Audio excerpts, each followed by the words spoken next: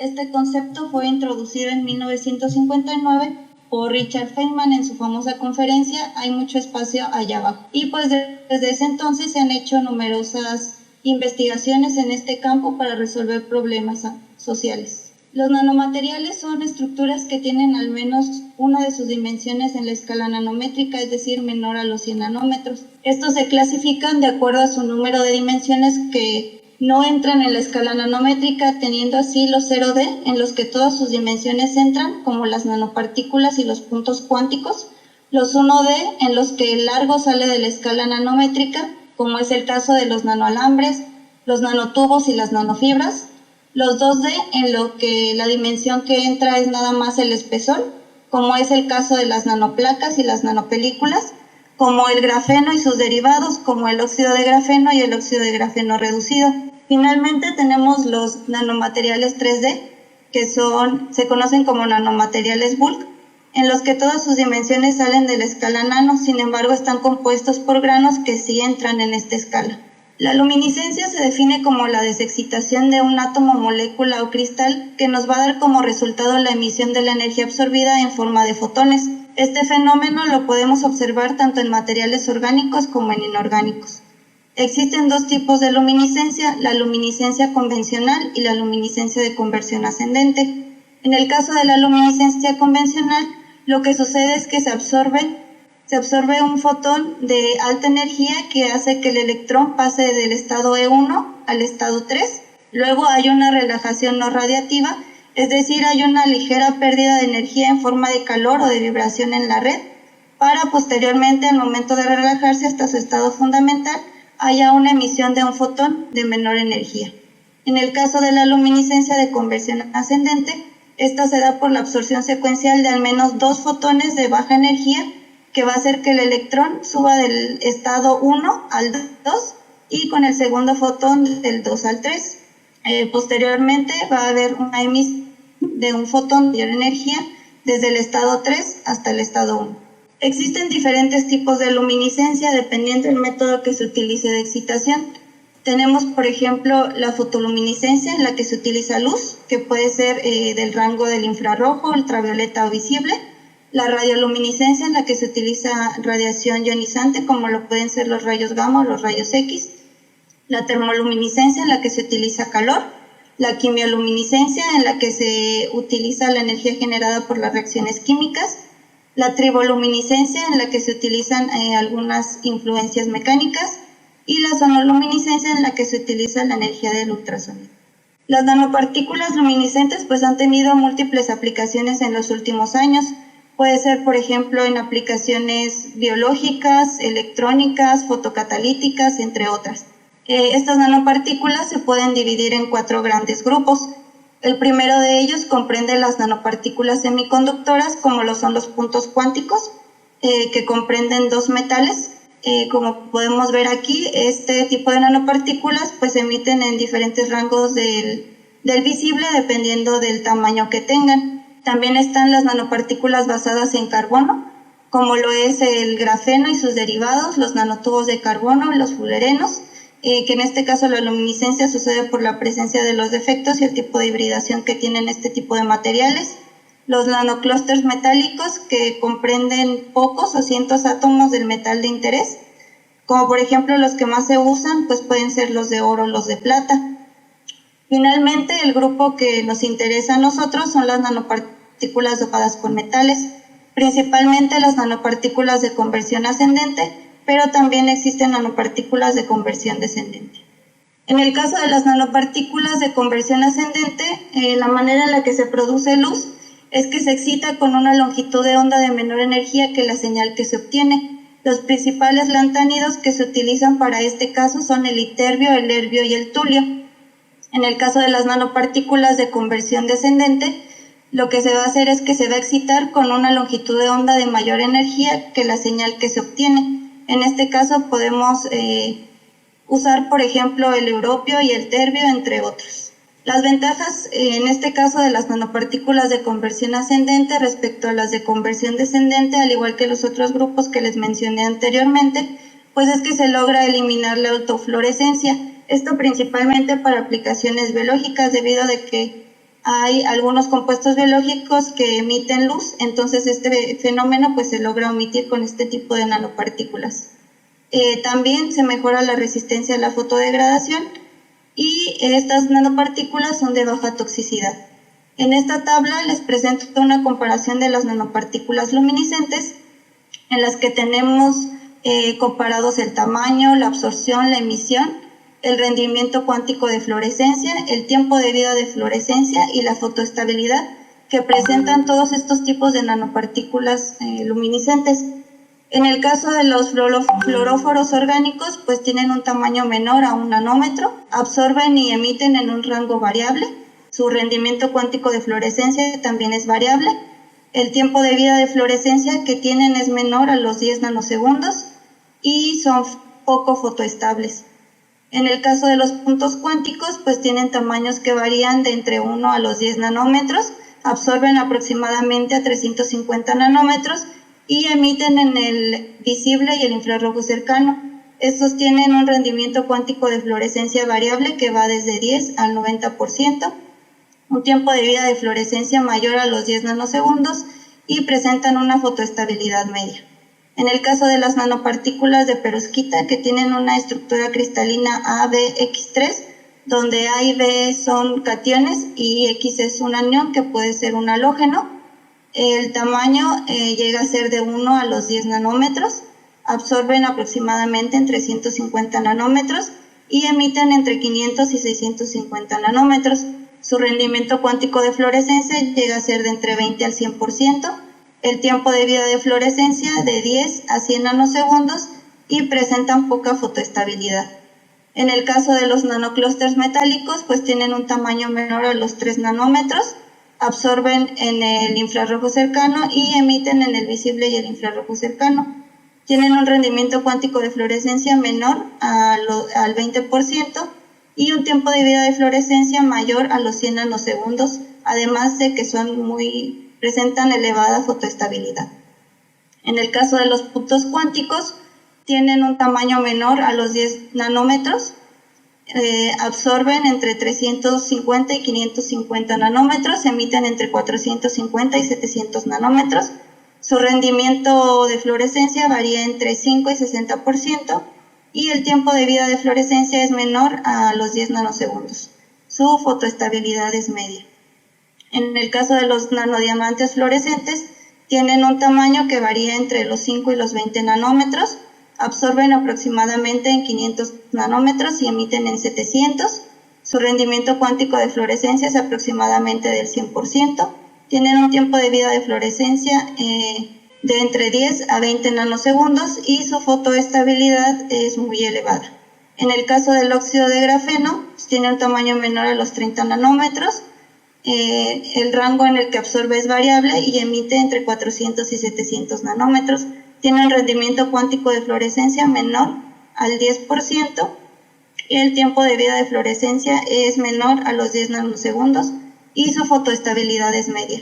En el caso de los nanotubos de carbono, tienen un tamaño menor a los 20 nanómetros, absorben en un rango variable, emiten entre 500 y 800 nanómetros, su rendimiento cuántico de fluorescencia es menor al 25%, el tiempo de vida de fluorescencia es menor a los 5 nanosegundos y presentan elevada fotoestabilidad.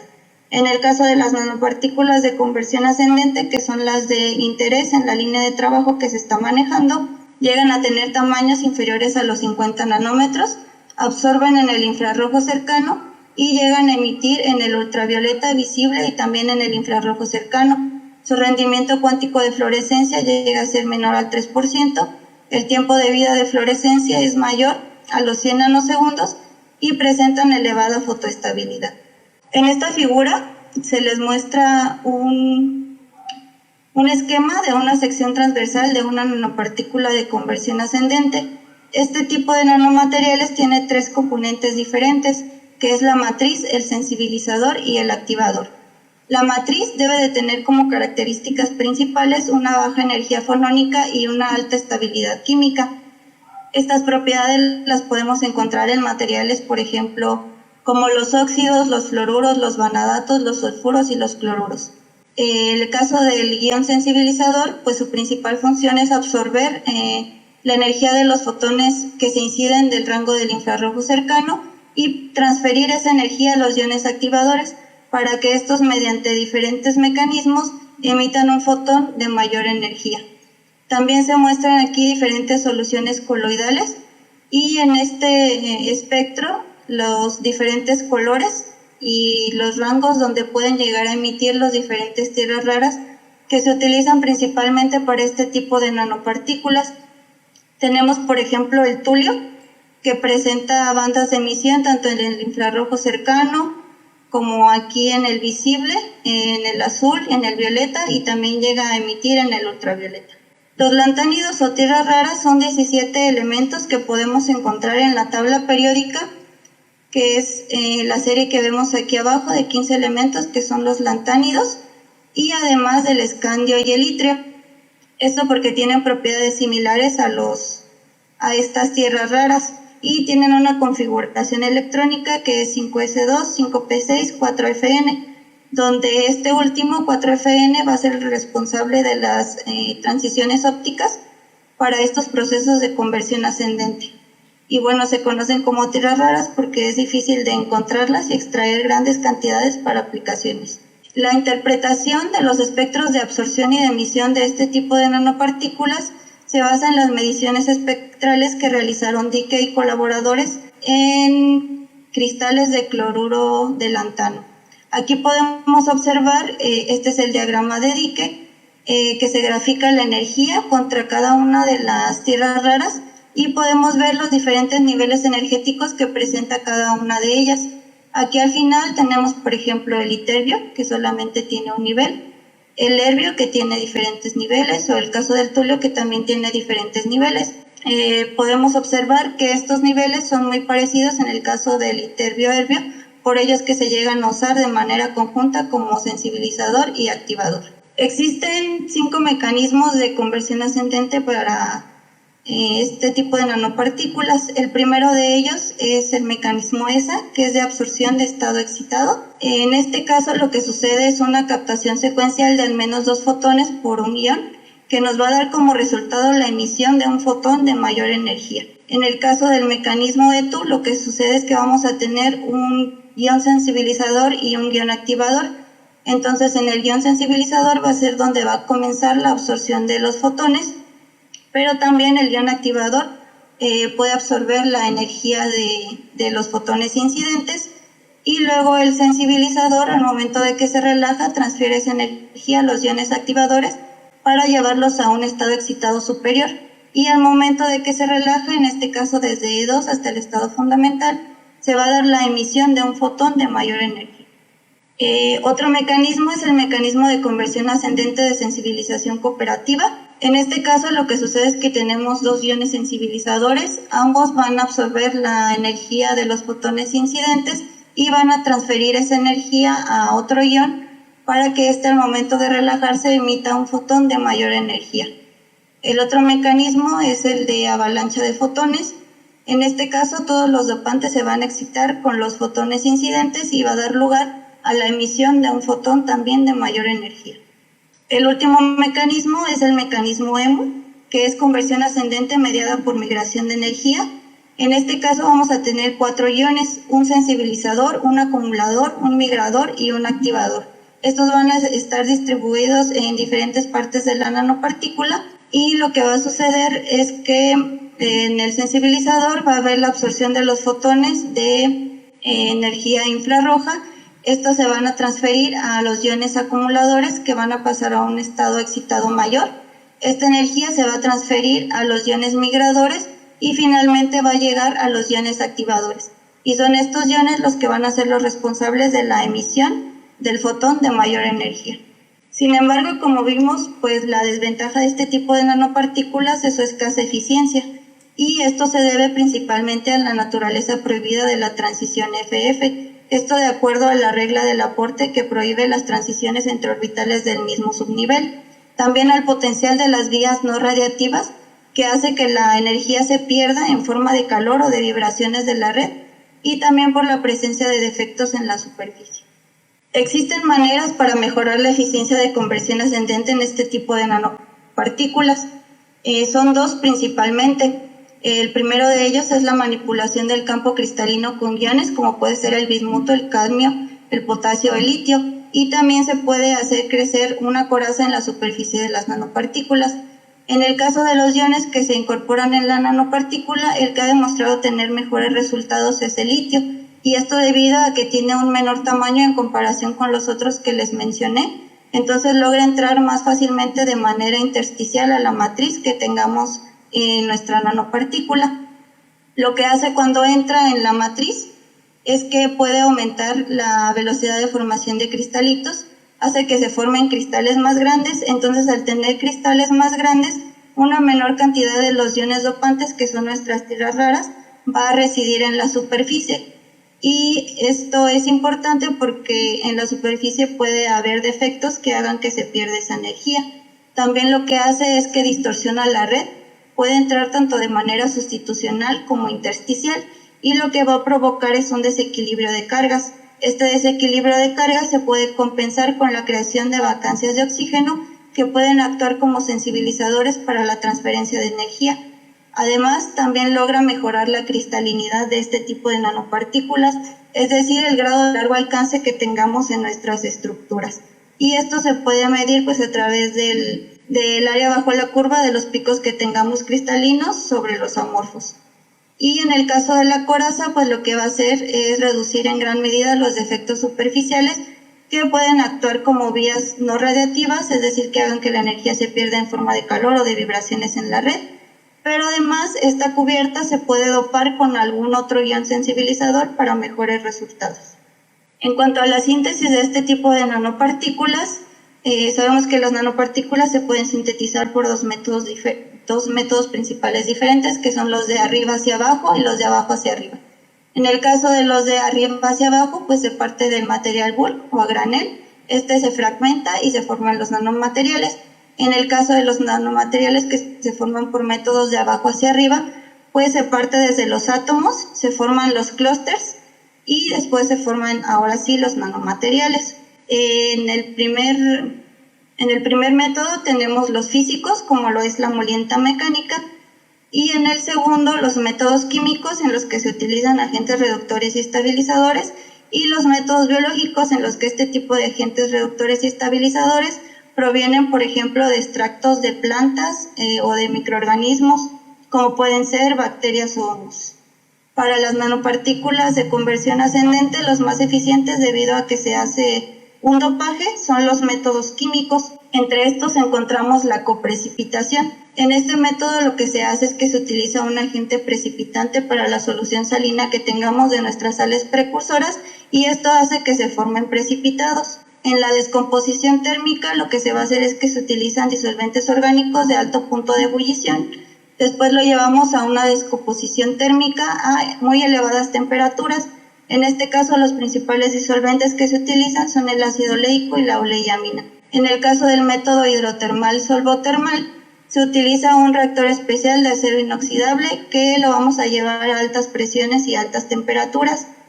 Cuando se utiliza como solvente el agua, se conoce como método hidrotermal, y cuando utilizamos cualquier otro solvente es como método solvotermal. En el caso de la síntesis sol-gel, pues esta se basa en reacciones de hidrólisis y condensación. Principalmente lo que se utilizan son precursores alcóxidos, metal, oxígeno, carbón. Este método se lleva a cabo en múltiples pasos y generalmente requiere tiempos largos de reacción. En el método de combustión lo que vamos a hacer es que se va a utilizar una sal precursora, un combustible orgánico, se utiliza también una solución acuosa, y esta agua se va a evaporar por calentamiento, y mediante una reacción explosiva se va a generar calor, que va a ser lo que nos va a ayudar a la formación de estos nanomateriales. En la microemulsión pues se forma una dispersión coloidal estable. Es una mezcla de líquidos que es aceite, agua y nuestro agente surfactante, donde se forma una interfase de agua y aceite, que es lo que nos va a ayudar a la formación de este tipo de nanopartículas. Finalmente, el método sonoquímico, sonosíntesis, en este caso se utiliza la radiación ultrasónica, que nos va a dar lugar al proceso de la cavitación acústica. Este proceso consiste en la formación, el crecimiento y colapso de burbujas. Estas burbujas, al momento de que colapsan, hacen que se formen pequeños microreactores de alta presión y de alta temperatura, donde esta energía se va a transformar en energía química útil para la formación de los nanomateriales. En esta tabla se muestra una comparación de las diferentes características y condiciones para cada uno de los métodos que se les mencionó anteriormente. En el caso de la coprecipitación, pues se requiere que se tenga una solución salina soluble, un precipitante y se requiere un proceso de secado. Este es un proceso de operación simple, es de bajo costo, sin embargo genera una severa aglomeración. En el caso de la descomposición termal, se requiere de un ambiente anaeróbico anhidro, es decir, sin oxígeno y sin agua, de alta temperatura. Genera nanopartículas de buena cristalinidad, alta eficiencia lumínica y tamaños uniformes. En el método hidrotermal solvotermal, pues se requieren condiciones de alta presión y de alta temperatura en este tipo de reactores. Es un método sencillo, barato y que podemos tener diferentes tamaños y morfologías controlando diferentes condiciones de síntesis. En el método sol-gel, pues se basa en la evolución del sol y el gel en múltiples pasos. No requiere de altas temperaturas, sin embargo el tamaño del producto suele ser difícil de controlar y fácilmente se aglomera. En el método de combustión, pues es una reacción explosiva por calentamiento. Los productos o las nanopartículas que se obtienen por este método son de baja pureza y generalmente de baja luminiscencia. En el caso de la microemulsión, pues consiste de dispersiones coloidales, pero genera una mala monodispersidad y bajos rendimientos. En el método sonoquímico es un método que es ambientalmente benigno, seguro y eficiente. Mejora el rendimiento de los productos, se trabaja a bajas temperaturas y los tiempos de reacción suelen ser muy cortos. Por eso es el método que actualmente se está trabajando dentro del grupo de trabajo en el que estoy.